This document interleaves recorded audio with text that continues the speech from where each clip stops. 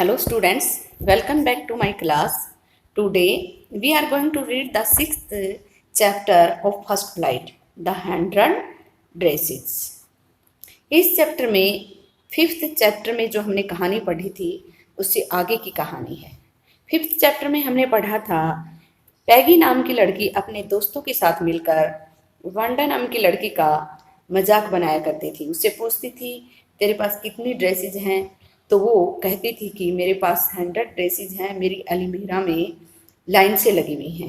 Actually 100 dresses की बात कर रही होती थी, तब वो कह रही होती थी कि उसके पास 100 ड्रेसेज की ड्राइंग्स हैं। जब उनके स्कूल में ड्राइंग कॉन्टेस्ट हुआ तब उसने वो 100 ड्रेसेस की जो ड्राइंग थी वो सबमिट करवाई थी और उसने फर्स्ट प्राइज जीता था। यहाँ तक की स्टोरी हमने पढ़ ली थी फिफ्थ लेसन में। अब आगे देखते हैं इसमें क्या होता है। हम आगे बढ़े उससे पहले मैं थोड़ा सा बता देती हूँ कि इस लेसन और फिफ्थ लेसन के माध्यम से हमें ये शिक्षा देने की कोशिश की गई है कि हमें किसी की हंसी नहीं उड़ानी चाहिए। अगर हम अनजाने में किसी का मजाक बनाते हैं और जब हमें पता चलता है हकीकत का, तो हम खुद इतने दुखी हो जाते हैं कि फिर बाद में पछतावा ही रह जाता है और कुछ भी वापस नहीं आता। स्टोरी पढ़ते हैं आगे क्या होता है। While the class was circling the room, the monitor from the principal's office brought Miss Mason a note. जब क्लास कमरे का चक्कर लगा रही थी, सर्कलिंग क्या होता है, मूविंग राउंड, आसपास घूमना, मॉनिटर प्रिंसिपल के ऑफिस से मिस मैसन के लिए एक नोट लेकर आया। तो मिस मैसन उनकी क्लास इंचार्ज हैं, क्लास टीचर हैं। और क्लास चक्कर क्यों लगा रही थी, क्योंकि वांडा की जो ड्राइंग्स थी वो उसमें उस कमरे में प्रदर्शित की गई थी, उनकी प्रदर्शनी लगाई गई थी और बच्चे उनको देख रहे थे। Miss Mason read it several times and studied it thoughtfully for a while. Miss Mason ने इस नोट को कई बार पढ़ा, सेवरल टाइम्स कई बार, और स्टडीड यानी कि अध्ययन किया, थॉटफुली थिंकिंग डीपली बहुत ज़्यादा सोचते हुए, फॉर ए व्हाइल थोड़ी देर के लिए इसका अध्ययन किया। देन सी क्लैप्ड हर हैंड्स, फिर उसने अपने हाथों से ताली बजाई। उसने ताली क्यों बजाई थी, क्लास का ध्यान आकर्षित करने के लिए। अटेंशन क्लास, कक्षा ध्यान दो। Everyone back to their seat, प्रत्येक अपनी सीट पर वापस आ जाए। When the shuffling of feet had stopped and the room was still and quiet, Miss Mason said, I have a letter from Wanda's father that I want to read to you. सफलिंग का meaning आप कर सकते हो making sound of fit while walking, चलते समय पैरों की आवाज होना। जब पैरों की आवाज रुक गई, स्टॉप्ड मीन रुक गई, और कमरा एकदम शांत हो गया। स्टिल और क्वाइट का मतलब बिल्कुल खामोशी छा गई कमरे में। मिस मैसन ने कहा, मेरे पास वांडा के पिता से एक पत्र है जो मैं तुम्हारे लिए पढ़ना चाहती हूँ। Miss Mason stood there a moment and silence in the room grew tense and expectant. Miss Mason थोड़ी देर के लिए खड़ी हो गई, एक पल के लिए खड़ी हो गई। जब वो बच्चों को ये बोलती है कि भाई मैं तुम्हारे लिए वो पढ़ना चाहती हूँ, फिर वो पढ़ती नहीं, एक पल के लिए खड़ी हो जाती है। और कमरे में जो तनाव था और जो उम्मीद थी वो और ज़्यादा बढ़ जाती है, यानी कि बच्चों में उत्साह बढ़ जाता है, यानी कि तनाव भी था, भी क्या है पत्र में क्या नहीं है, और उम्मीद भी बढ़ जाती है। The teacher adjusted her glasses slowly and deliberately. अध्यापिका ने अपने जो चश्मे थे उनको धीरे धीरे और जानबूझकर एडजस्ट किया, यानी कि फिट किया। ऐसे चश्मे सही ढंग से लगे हुए थे लेकिन फिर भी वो थोड़ा सा समय लगा रही थी उस बात को बोलने से पहले, यहाँ पे ये दिखाया गया है। Her manner indicated that what was coming, उसका जो तरीका था, जो व्यवहार था, इंडिकेटेड इशारा करना, यहाँ पे शॉर्ट ज़्यादा सही रहेगा, उसने ये दिखाया कि भी क्या होने वाला था। This letter from Wanda's father was a matter of great importance. यह वांडा के पिता से जो पत्र है ये बहुत ज़्यादा, ग्रेट मीन बहुत ज़्यादा, इम्पोर्टेंस महत्व का मामला है। Everybody listen closely as Miss Mason read the brief note. Listen closely का मीनिंग आप कर सकते हो हार्ड अटेंटिवली, ध्यान से सुनना। प्रत्येक ने बहुत ही ध्यान से सुना। जब मिस मैसन ने उस छोटे से नोट को पढ़ा, ये वो नोट था, ये लेटर था। Dear teacher, my Wanda will not come to your school any more. मेरी वांडा तुम्हारे स्कूल में अब और नहीं आएगी। जैक आल्सो, जैक भी नहीं आएगा, ये उसका लड़का हो सकता है, यानी कि वांडा का भाई हो सकता है। Now we move away to big city, अब हम बड़े शहर में चले गए हैं। No more holler Polack. तो यहाँ पे होलर पोलक क्या है, यानी कि वो पुलिस लड़की थी इसलिए उनका मजाक बनाया जाता था होलर पोलक ऐसे बोल बोल के। पोलक होता है वर्ड सजेस्टिंग एंगर, गुस्सा दर्शाने वाला शब्द, और होलर होता है क्राई लाउडली, यानी कि जोर जोर से बच्चे बोलते थे, पोलक पोलक करके उसका मजाक बनाते थे। No more ask why funny name, कोई और नहीं पूछेगा कि क्यों अजीब नाम है। Plenty of funny names in the big city, बड़े शहरों में काफी सारे फनी नेम होते हैं। तो बोले अब मेरे बच्चों का मजाक बनाने वाला कोई नहीं है। तो इस लाइन से पता चल रहा है कि उसे बहुत ज्यादा तकलीफ होती थी उसकी लड़की को जब वो उसको मजाक बनाती थी। यूएस ट्रूली भर दिए Jan Petronski. A deep silence met the reading of this letter, जब ये पत्र पढ़ा गया तो क्लास में गहरी खामोशी छा गई पत्र पढ़ने के बाद, यानी कि सब बिल्कुल चुप हो गई, क्लास बिल्कुल शांत थी। Miss Mason took off her glasses, blew on them and wiped them on her soft white handkerchief. Miss Mason ने टुक ऑफ मीन उतारे, अपने चश्मों को उतारा, ब्लो ऑन देम उन पर फूंक मारी, and wiped them on her soft white handkerchief अपनी मुलायम सी सफेद रुमाल से उनको पोछा। वाइप मीन साफ किया, पोछा कपड़े से। Then she put them on again, फिर उसने उनको दोबारा लगा लिया, पुट ऑन लगा लिया। And looked at the class, और कक्षा को देखा। When she spoke her voice was very low, जब वह बोली तो उसकी जो आवाज थी वो बहुत धीमी थी। I am sure that none of the boys and girls in room 13 would purposely and deliberately hurt anyone's feelings because his or her name happened to be a long unfamiliar one. अब वो कहती है कि मुझे पूरा विश्वास है, I am sure, मुझे विश्वास है कि कमरा नंबर 13 में कोई भी लड़का और लड़की किसी ने भी किसी उद्देश्य से या फिर जानबूझकर किसी की भी भावनाओं को चोट नहीं पहुंचाई होगी। उसका नाम संयोगवश लंबा होने की वजह से या फिर अनजाना होने की वजह से, अनफेमिलियर क्या होता है, अपरिचित, तो इस वजह से किसी ने किसी की भावनाओं को चोट नहीं पहुंचाई होगी, मेरा ऐसा विश्वास है। I prefer to think that was said in thoughtlessness, मैं ये सोचना पसंद करूंगी। आई प्रीफर टू थिंक का मतलब मीनिंग यहाँ पे क्या है, मैं ये सोचना पसंद करूंगी कि जो भी कहा गया वो बिना विचारे कहा गया। थॉटलेसनेस यहाँ पे क्या है, विदाउट थिंकिंग, बिना सोचे। I know that all of you feel the way I do, मैं जानती हूँ कि तुम सब वैसा ही महसूस करते हो जैसा मैं करती हूँ। Feel the way I do, जैसा मैं महसूस करती ऐसा ही सब महसूस करते हो, मैं ऐसा जानती हूँ।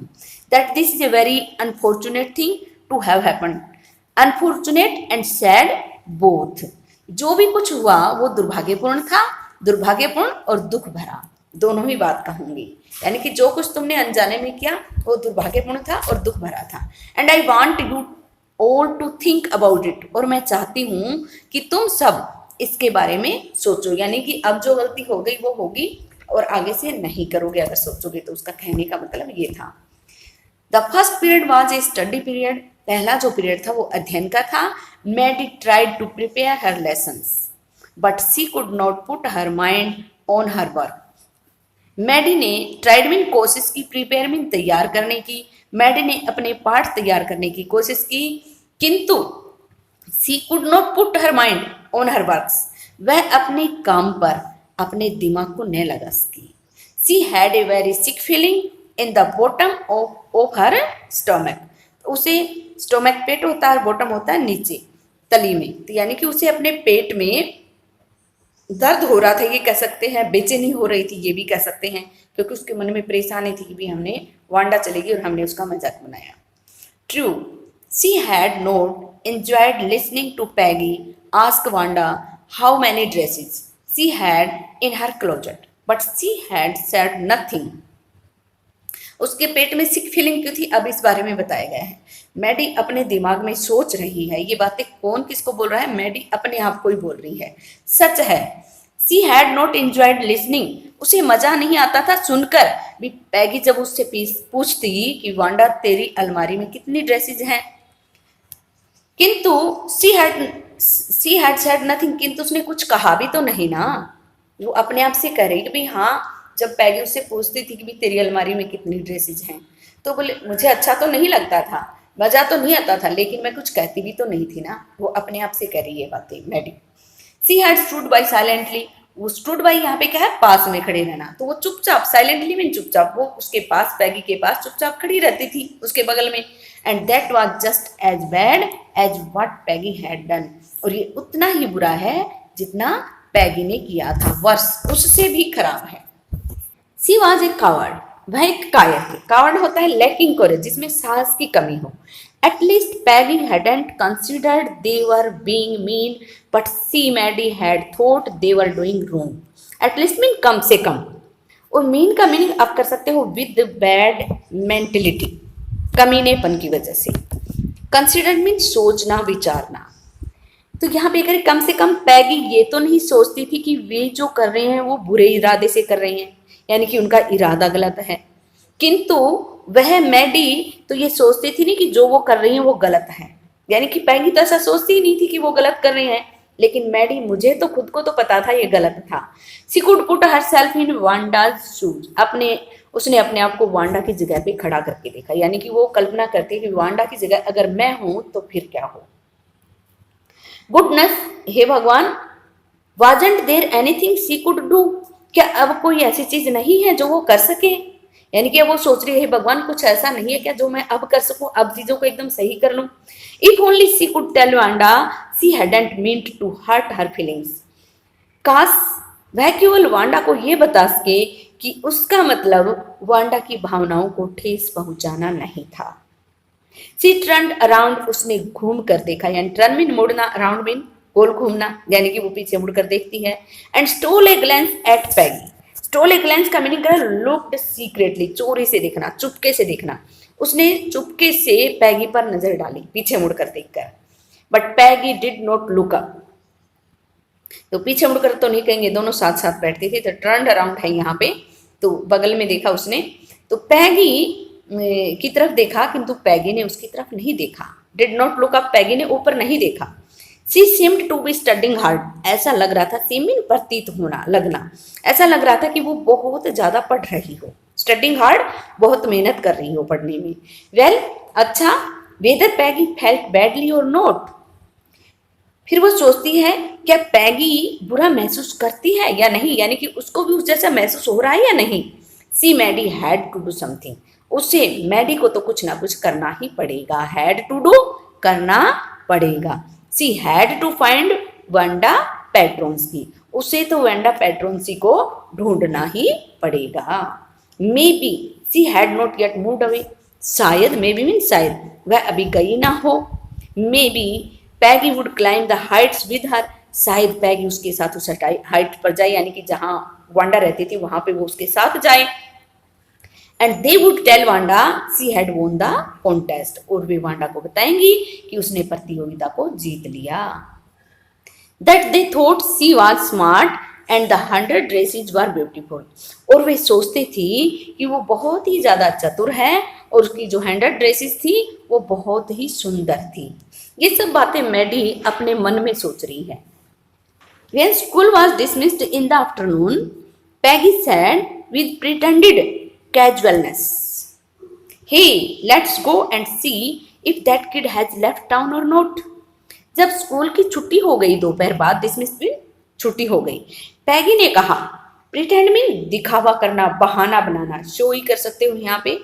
कैजुअलनेस क्या होता है, लापरवाही, केयरलेसनेस, लापरवाही का बहाना करते हुए, यानी कि दिखा नहीं रही थी कि भी मुझे भी दुखी, मैं भी दुखी हो रही हूँ, यानी कि मैंने कुछ गलत किया था, ऐसा वो दिखा नहीं रही थी। हे आओ पैगी, जाकर देख उस बच्चे ने शहर छोड़ा या नहीं छोड़ा।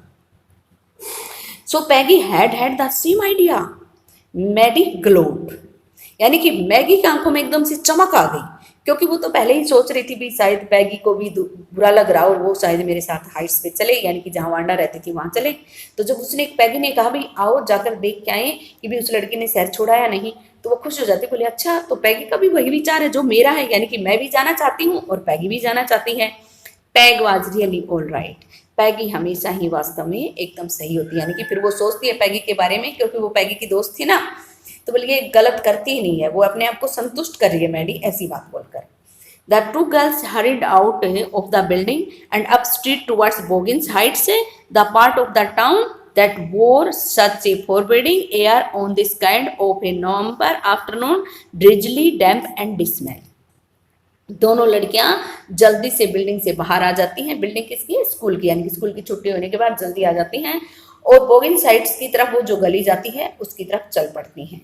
और वो शहर का वो हिस्सा जो बहुत ही ज़्यादा फॉरबिडिंग, यहाँ पे क्या कर सकते हो? बुरा सा, बैड कर सकते हो, और ड्रिजली रेनी कर सकते हो। डैम्प का मीनिंग वेट और डिसमल सैड, यानी कि वो बहुत ही ज़्यादा बरसात होने के बाद कीचड़ वाला स्थान था, ये बोल सकते हो, क्योंकि वहाँ पे पानी के निकास की सभी व्यवस्था नहीं थी। यानी कि जैसे झुग्गी झोपड़ियाँ होती हैं वहाँ पे ज़्यादा सही व्यवस्था नहीं होती किसी भी चीज़ की, इसी तरह का वो एरिया था शायद। तो वो लड़की क्योंकि वो आती थी तो उसके पैर कीचड़ से भरे हुए होता था, हमने 5th लेसन में पढ़ा था।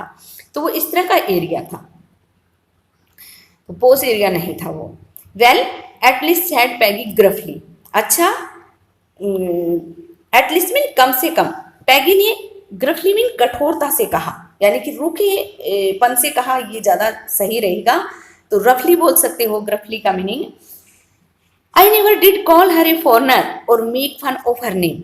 फिर वो अपने आप को ही, उसके सामने अपने आप को सही ठहराने की कोशिश कर रही है फिर से मैडी के सामने भी, कम से कम मैंने उसको विदेशी तो नहीं बुलाया और उसके नाम का मजाक तो मैंने नहीं बनाया। I never thought she had the sense to know we were making fun of her anyway. मतलब मैंने कभी नहीं सोचा था कि उसमें इतनी समझ है, शी हैड द सेंस, कि उसमें इतनी समझ है कि वो ये जान जाए कि हम किसी भी तरीके से उसका मजाक बना रही थी। I thought she was too dumb, मैंने तो उसको एकदम बिना भावना की बुद्धू लड़की सोचा था। डम वैसे तो गूंगा होता है, यहाँ पे क्या है? अनफीलिंग। यहाँ पे डम का मीनिंग क्या है? अनफीलिंग, यानी कि उसमें किसी तरह की कोई भाव है ही नहीं, मैंने तो ऐसा सोचा था। एंड गी, और फिर ये खुशी प्रकट करने का शब्द है, अरे देखो, look how she can draw, उसने कैसे चित्र बना दिए। फिर वो ये बात बोलती है खुश होकर।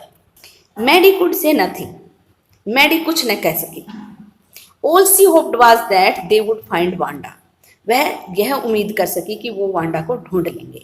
She wanted to tell her that they were sorry they had picked on her and how wonderful the whole school thought she was, and please not to move away and everybody would be nice.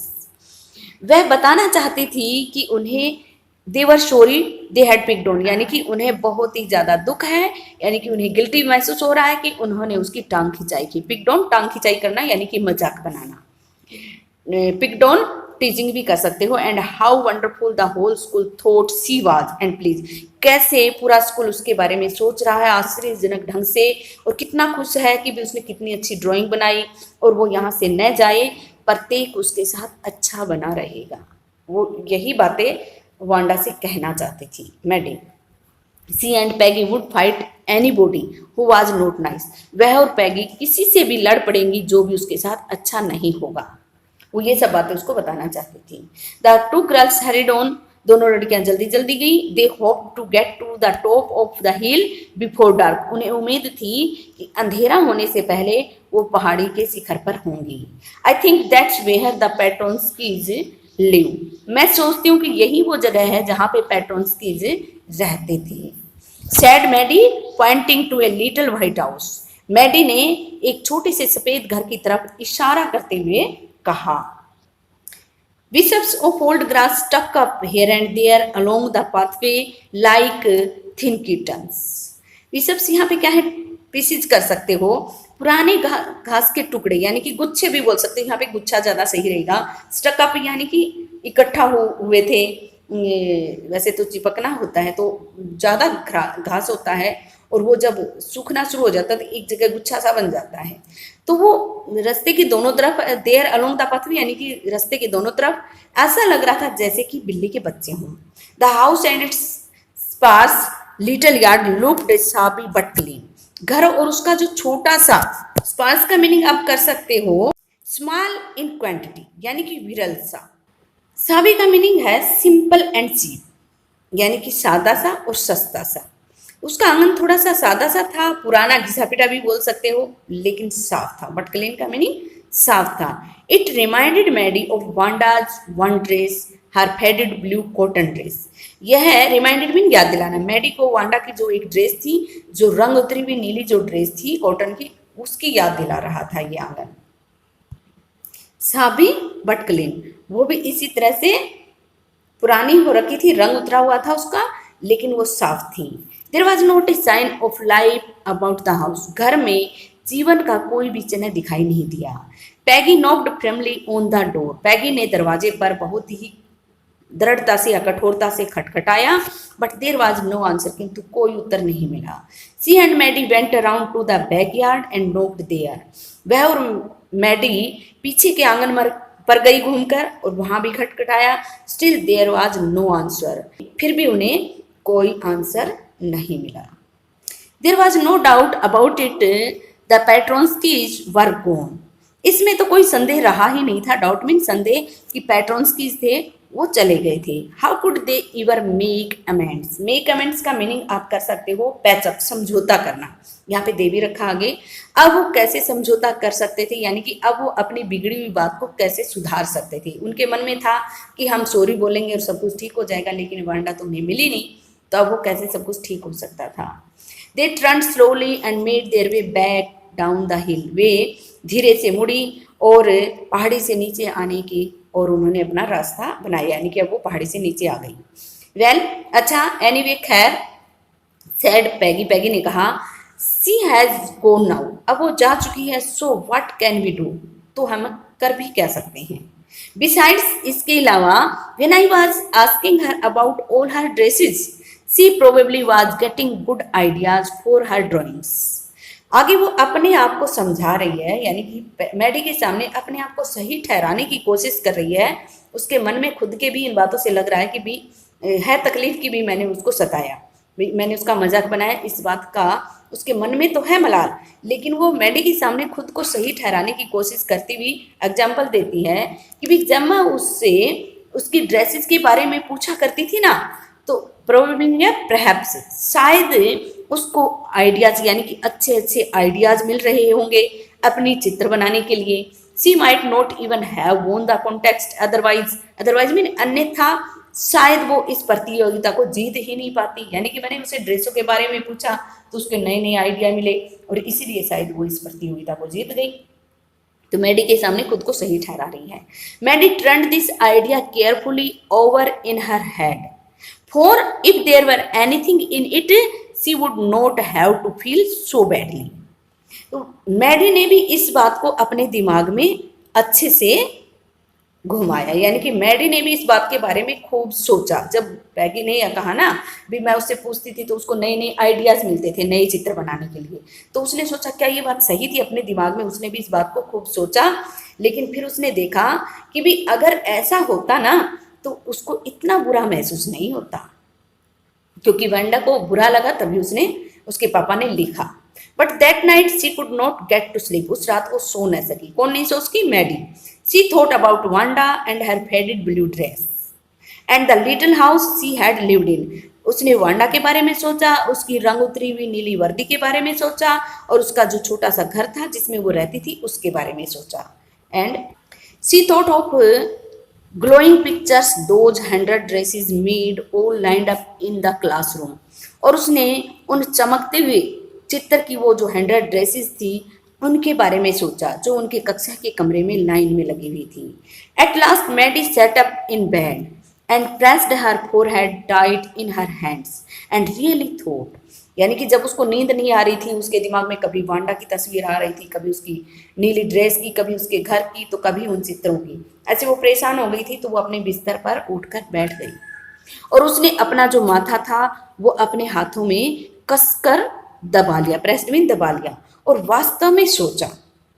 This was the hardest thinking she had ever done, ये सबसे ज़्यादा कठोर काम था सोचना जो उसने कभी किया था, यानी कि इतना ज़्यादा उसने इससे पहले कभी नहीं सोचा था। After a long long time, बहुत बहुत ज़्यादा सोचने के बाद, she reached an important conclusion.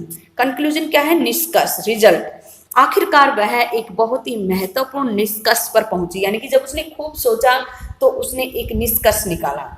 She was never going to stand by and say nothing again, यानी कि अब आज के बाद दोबारा कभी भी वो ऐसे चुपचाप नहीं खड़ी रहेगी और कुछ भी नहीं कहेगी, ऐसा दोबारा कभी नहीं करेगी। उसने ये निष्कर्ष निकाला।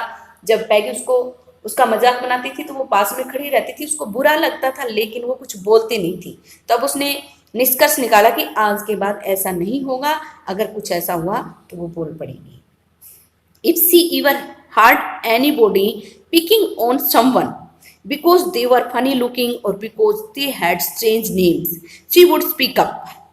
तो अब वो कहती है, यदि कभी उसने किसी को भी किसी का मजाक बनाते हुए सुना, हार्ड मीन सुना, क्योंकि वे दिखने में अजीब हैं या फिर उनके नाम अजीब हैं, तो वह बोल पड़ेगी। सी वुड स्पीक अप, वो बोल पड़ेगी। Even if it meant losing Peggy's friendship, यदि इसका मतलब चाहे ये हो कि उसे पैगी की मित्रता ही क्यों ना खोनी पड़े। She had no way of making things right with Wanda, but from now on she would never make anybody else that unhappy again. अब सी हैड नो वे, उसके पास कोई रास्ता नहीं था कि अब वो वांडा के साथ सभी चीजें ठीक कर पाए। बट फ्रॉम नाउ, किंतु अब से, she would never make anybody else that unhappy again, किसी दूसरे को इस तरह से दुखी नहीं होने देगी। एल्स मीन दूसरा, यानी कि आज के बाद किसी और के साथ ऐसा नहीं होने देगी। On Saturday Maddie spent the afternoon with Peggy, शनिवार का दिन मैडी ने पैगी के साथ बिताया। They were writing a letter to Wanda Petronski, वे वांडा पेट्रोन्स्की को एक पत्र लिख रहे थे। It was just a friendly letter telling about the contest and telling Wanda she had won, यह एक मैत्रीपूर्ण पत्र था, बस वांडा को ये बताने के लिए कि उसने प्रतियोगिता को जीत लिया है। They told her how pretty her drawings were, उन्होंने उसे बताया कि उसके चित्र थे वो कितने सुंदर थे।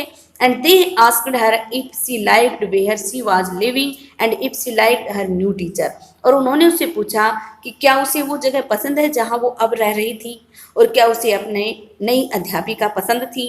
दे हैड मींट टू से दे वर सॉरी, उनका कहने का मतलब था कि उन्हें माफ़ कर दे, यानी कि वो माफ़ी मांगना चाहती थी।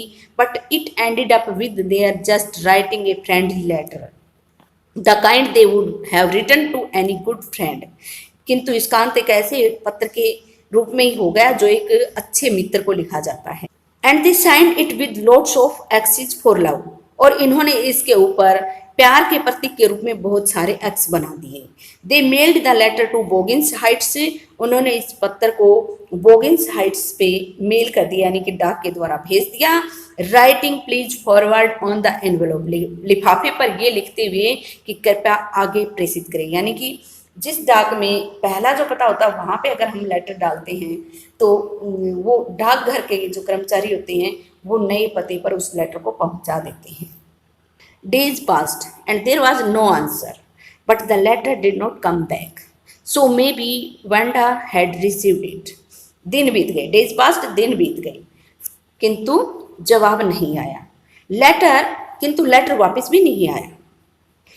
मे बी शायद वांडा को पत्र मिल गया हो, यानी कि क्या होता है कि अगर लेटर हमने जिस पते पर भेजा है उस पर सही पता नहीं होता है तो वापस हमारे पास आ जाता है। उनके पास वापस नहीं आया तो इसका मतलब ये था कि वांडा को पत्र मिल गया था। Perhaps she was so hurt and angry she was not going to answer. You could not blame her. Perhaps means शायद वो उसे इतना दुख हुआ हो, हर्ट मीन दुख हुआ हो और इतनी गुस्सा हो कि वो उत्तर देना ही ना चाहती हो। हम उसको दोस्त तो नहीं दे सकते थे। Blame her, दोस्त देना। Weeks went by and still Wanda did not answer. सप्ताह बीत गए और वांडा ने अभी भी उत्तर नहीं दिया। Peggy had begun to forget the whole business and Maddie put herself to sleep at night making speeches about Wanda, defending her from great crowds of girls who were trying to teach her with how many dresses have you got. अब यहाँ पे ये ध्यान देने की बात है, यानी कि इतना समय बीतने के बाद भी मैडी इतनी इमोशनल लड़की थी कि वो उसको भूल नहीं पाई थी, यानी कि उसके मन में अभी भी मलाल था कि मैंने उसका मजाक बनाया। तो कहीं आपके साथ ऐसा न हो जाए, यही यहाँ बताने की कोशिश की गई कि अनजाने में आप भी किसी का मजाक बना दो, फिर आपको भी ऐसे ही ना पछताना पड़े। तो पैगी तो सारी बात को भूलना उसने तो शुरू कर दिया था, लेकिन मैडी अभी भी रात को सोती थी तो वांडा के बारे में मन में बहुत सारी स्पीच बनाती। डिफेंड यहाँ पे क्या है, प्रोटेक्टिंग, डिफेंडिंग का मीनिंग कर सकते हो प्रोटेक्टिंग, और वो उसकी सुरक्षा करती। बहुत भीड़ से, लड़कियों की भीड़ से जो कोशिश करती थी उसे सताने की, टीज मीन सताना, तो उसे सताने की जो लड़कियां कोशिश कर रही होती थी उनसे उसकी रक्षा करने की कोशिश करती, जब वो ये कहकर सताती भी तुम्हारे पास कितनी ड्रेसेस हैं। And before Wanda could press her lips together in A tight line the way she did before answering, और वांडा अपने होठों को उस एक टाइट सी लाइन में बंद करे जैसा कि वो किया करती थी उत्तर देने से पहले, उससे पहले ही Maddie would cry out, Maddie चिल्ला पड़ती, स्टॉप, बंद करो। यानी कि लड़कियां उसका मजाक बनाती, वो ऐसी कल्पना करती थी भाई लड़कियां उसका मजाक बना रही हैं, मजाक में उससे पूछ रही हैं तेरे पास कितनी ड्रेसेस हैं, और वांडा उत्तर देने की कोशिश करे उससे पहले ही मैडी बोल पड़ती चुप हो जाओ, बंद करो, ऐसे बोलती Maddie. Then everybody would feel ashamed the way she used to feel, और प्रत्येक ऐसे शर्म महसूस करता जैसे वांडा या फिर मैडी किया करती थी। ऐसे वो स्पीच बना के सोती थी, रोज कल्पना करके सोती थी, वांडा इस तरह से खड़ी है, लड़कियां उसका मजाक बनाने के लिए क्वेश्चन पूछ रही है, और जब वो जवाब देगी उससे पहले ही मैं खुद बोल पड़ूंगी और सब लड़कियों को बंद कर चुप करवा दूंगी, तो फिर वो शर्म महसूस करेंगी। Now it was Christmas time and there was snow on the ground. अब क्रिसमस का समय था और जमीन पर बर्फ थी। Christmas bells and small tree decorated the classroom. Christmas की घंटियां और एक छोटा सा पेड़ कक्षा के कमरे में सजाया गया था। डेकोरेटेड मीन सजाया गया था। On the last day of school before the holidays, छुट्टियों से पहले आखिरी दिन स्कूल में, the teacher showed the class a letter she had received that morning. Teacher ने बच्चों को, कक्षा को एक पत्र दिखाया जो उसे उसी सुबह प्राप्त हुआ था। रिसीव मीन प्राप्त होना। You remember Wanda Petronski, the gifted little artist who won the drawing contest. Gifted mean talented. अब वो मिस मैसन बच्चों से कह रही है कि भी तुम्हें वो वांडा पेट्रोन्स्की याद है क्या, वो टैलेंटेड जो बहुत ही प्रतिभावान जो कलाकार थी छोटी सी, जिसने ड्राइंग की प्रतियोगिता जीती थी। Well she has written me and I am glad to know where she lives because now I can stand her medal. उसने मुझे पत्र लिखा है और मुझे बहुत ही खुशी हो रही, ग्लैड मीन खुश होना, ये जानकर कि वो कहाँ रहती है, क्योंकि अब मैं उसे उसका मेडल भेज सकती हूँ। I want to read her letter to you, अब उसका पत्र मैं तुम्हारे लिए पढ़ना चाहती हूँ। ये बातें मिस मैसन अपनी कक्षा को बोल रही हैं। The class set up with sudden interest and listen intently. Class अचानक आई रुचि से एकदम से बैठ जाती है और बड़े ध्यान से सुनती है। Dear Miss Mason, how are you and room 30। ये पत्र किसने लिखा, वांडा ने लिखा है, और वो कहती है मिस मैसन आप कैसी हैं और कमरा नंबर 13 कैसा है। तो कमरा नंबर 13 से उस कक्षा के बच्चों से है, मतलब यानी कि कक्षा नंबर 13 के जो बच्चे हैं वो कैसे हैं। Please tell the girls they can keep those 100 dresses because in my new house I have 100 new ones all lined up in my closet. आगे वो कहती हैं कृपया लड़कियों को कहना कि वो उन 100 ड्रेसेस को रख लें क्योंकि मैंने मेरे नए घर में 100 और नई बना ली हैं और वो सारी की सारी मेरी अलमारी में पंक्ति में लगी हुई हैं। अब ये लाइन हमें क्या बताने की कोशिश करिए कि उस लड़की को इतनी तकलीफ हुई है कि वो अब भी इस बात को मेंशन कर रही है अपने पत्र में। I would like that girl Peggy to have the drawing of the green dress with the red trimming. मैं चाहूंगी कि वो लड़की जो पैगी है वो हरी वाली ड्रेस ले जिस पे लाल रंग की गोटा पत्ती की गई है, यानी कि लाल रंग की जिस पे सजावट की गई है। And her friend Maddie to have the blue one, और उसकी मित्र मैडी है वो नीले वाली ले। For Christmas I miss that school and my new teacher does not equalize with you. और इस क्रिसमस के मौके पर मुझे ये स्कूल याद आ रहा है, यानी कि आप लोग याद आ रहे हो, और मेरी नई जो अध्यापिका है वो आपके जैसी नहीं है, इक्वलाइज मीन उसके समान नहीं है। Merry Christmas to you and everybody, आपको और प्रत्येक को क्रिसमस की बधाई हो। Yours truly Wanda Petronski. ये पत्र उसने लिखा था। On the way home from school Maddie and Peggy held their drawings very carefully. जब वो स्कूल से घर वापस जा रही थी तो मैडी और पैगी ने अपनी ड्राइंग्स को बड़े ध्यान से पकड़ रखा था। All the houses had reads and Holi in the Windows. सभी घरों पे रीड्स, यहाँ पे क्या, गार्लैंड्स, यानी कि सभी घरों को मालाओं से सजाया गया था क्योंकि क्रिसमस का त्योहार था ना, और खिड़कियों के ऊपर पवित्र पौधे लगाए गए थे। होली यहाँ पे क्या, ए प्लांट, यानी कि पवित्र पौधा लगाया गया था। Outside the grocery store, grocery store क्या था, प्रोविजन स्टोर, किराने की दुकान। Hundreds of Christmas trees were stacked and in the window candy, peppermint sticks, and cornucopias of shiny transparent paper were strung। अब यहाँ पे ये कह रहा है किरियाने की दुकान के बाहर सैकड़ों क्रिसमस के पेड़ लगाए गए थे। तो उसकी खिड़कियों के ऊपर, ये एक मिठाई का नाम है कैंडी पिपरमेंट, ये सजावटी डब्बे होते हैं। कॉर्नोकॉपीज क्या होते हैं? डेकोरेटिव कंटेनर्स, सजावटी डब्बे, यानी कि जो चमकीले पारदर्शी कागज से बने हुए। स्ट्रंग का मीनिंग कर सकते हो to hung up a line of things with a piece of string, यानी कि रस्सी से बहुत सारी चीजों को लटकाना।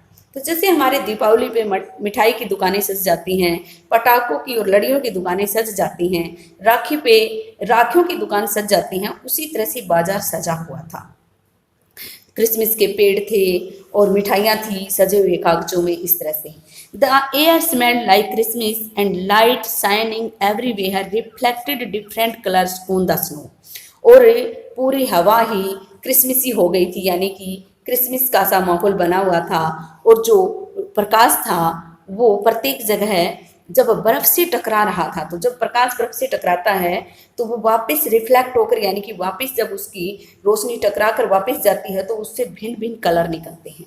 तो ऐसा वातावरण बना हुआ था। ये तो रास्ते की बात है, जब वो रास्ते में आ रही थी तो क्रिसमस का त्यौहार था, तो ऐसा सब कुछ उनको देखने को मिला।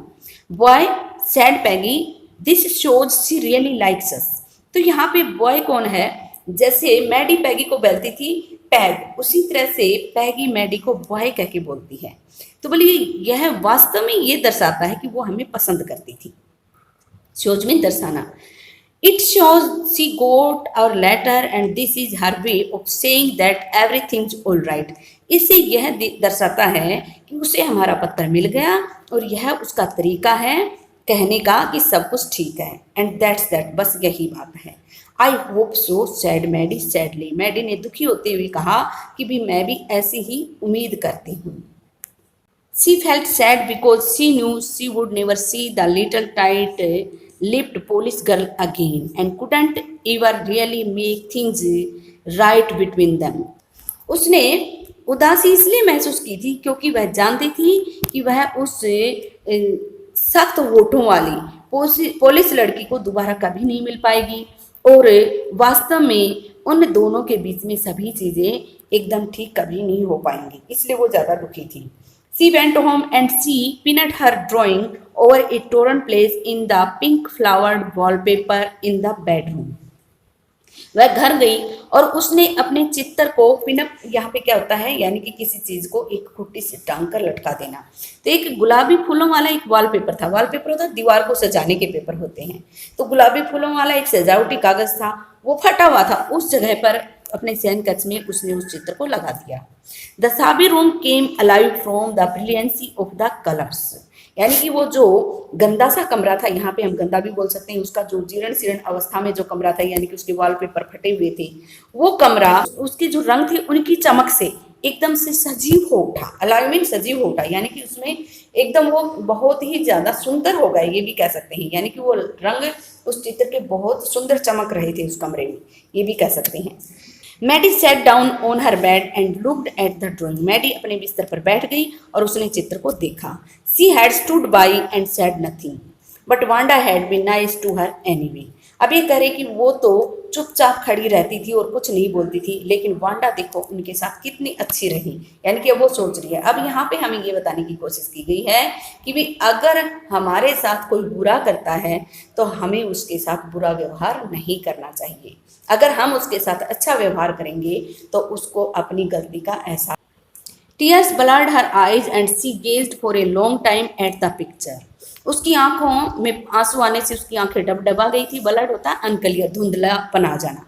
और उसने उस तस्वीर को बहुत लंबे समय तक निहार कर देखा। गेज्ड होता है लुक्ड इंटेंटली, बहुत ध्यान से देखना। Then hastily she rubbed her eyes and studied it intently. फिर उसने जल्दी से अपनी आंखों को रगड़ा। रब्ड मीन रगड़ा, क्योंकि उसकी आंखें डबडबा गई थी, और उसने उसका बड़ा ध्यान से अध्ययन किया। The colours in the dress were so vivid that she had scarcely noticed the face and head of the drawing. उसके जो रंग थे वो इतने स्पष्ट थे, विविध क्या होता है क्लियर, कि उसे हार्डली मीन मुश्किल से ही उसने उसके चेहरे को, उस चित्र में जो चेहरा बना हुआ था, जो सिर बना हुआ था, मुश्किल से उसने देखा, नोटिस मीन ध्यान दिया, फिर देखा. But it looked like her Maddy, it really looked like her on mouth. किंतु यह उस जैसा दिखता था, मैडी जैसा. वास्तव में यह उसका खुद के मुंह जैसा दिखता था. Why it really looked like her own self? यह उस जैसा क्यों दिखता था? Wanda had really drawn this for her. Wanda ने वास्तव में यह उसके लिए ही चित्र बनाया था. Excitedly she ran over to Peggy's. जोश में भरकर वो पैगी के घर भाग कर गई. Peg, she said, let me see your picture. Peggy, उसने कहा कि मुझे तुम्हारी तस्वीर दिखाओ. What's the matter? asked Peggy as they clattered up to her room where Wanda's drawing was laying face down on the bed. जब वे जैसे ही वो उसके कमरे में खटखट की आवाज करके ऊपर जा रहे थे, यानी कि वो सीढ़ियों से ऊपर जा रहे थे, तो उनके चलने की आवाज के लिए बोला गया खटखट की आवाज करते हुए. तो उस कमरे में जा रहे थे जहां वांडा का जो चित्र था वो उसके बिस्तर के ऊपर औंधे मुंह पड़ा हुआ था, यानी कि उसने बिस्तर के ऊपर उल्टी उस तस्वीर को ले जाकर गिरा दिया. Maddie carefully raised it. Maddie ने बड़े ध्यान से इसको उठाया. Look, she drew you, that's you, she exclaimed, and the head and face of this picture did look like Peggy. बस देखो, ये तुम हो, उसने तुम्हारा चित्र बनाया है. उसने बड़े जोश से कहा कि भी ये तुम्हारा चेहरा है इस तस्वीर में, देखो ये पैगी जैसा दिखता है. What did I say? मैंने क्या कहा था? said पैगी. पैगी ने कहा, she must have really likes us anyway. बोले वो हमें अवश्य ही वास्तव में पसंद करती थी. यस, सी मस्ट हैव, हाँ वो अवश्य हमें पसंद करती थी. एग्रीड मैडी, मैडी भी सहमत हुई. And she blinked away the tears that came every time she thought of Wanda standing alone in that shiny spot in the school yard. वो उन आंसुओं को उसने झपका कर अपनी आंखों से गिरा दिया जो प्रत्येक बार आ जाते थे जब भी वो वांडा के बारे में सोचती थी कि वो धूप के अंदर स्कूल के आंगन में खड़ी हुई है, looking stolidly over at the group of laughing girls after she had walked off. और वो stolidly का मीनिंग आप कर सकते हो without any feelings. वो लड़कियों की तरफ बिना किसी भावना के देखती थी वो थोड़ी दूर जाने के बाद. एंड फिर she had said, फिर वो कहा करती थी, sure 100 of them all lined up. हाँ, निश्चित रूप से मेरे पास 100 ड्रेसेज हैं और सारी की सारी लाइन में लगी हुई हैं. मैं उम्मीद करती हूँ आपको लेसन समझ आया होगा. इस लेसन के माध्यम से हमें 2 बात बताई गई हैं. एक तो हमें किसी का मजाक नहीं बनाना चाहिए, और दूसरा अगर कोई हमारे साथ बुरा व्यवहार करता है तो हमें बदले में उसके साथ बुरा व्यवहार नहीं करना चाहिए. अगर हम उसके साथ अच्छे रहेंगे, अच्छे बने रहेंगे, तो उससे अपनी गलती का एहसास जरूर होगा. Thanks for watching the video. See you again. Please subscribe the channel और लाइक द वीडियो.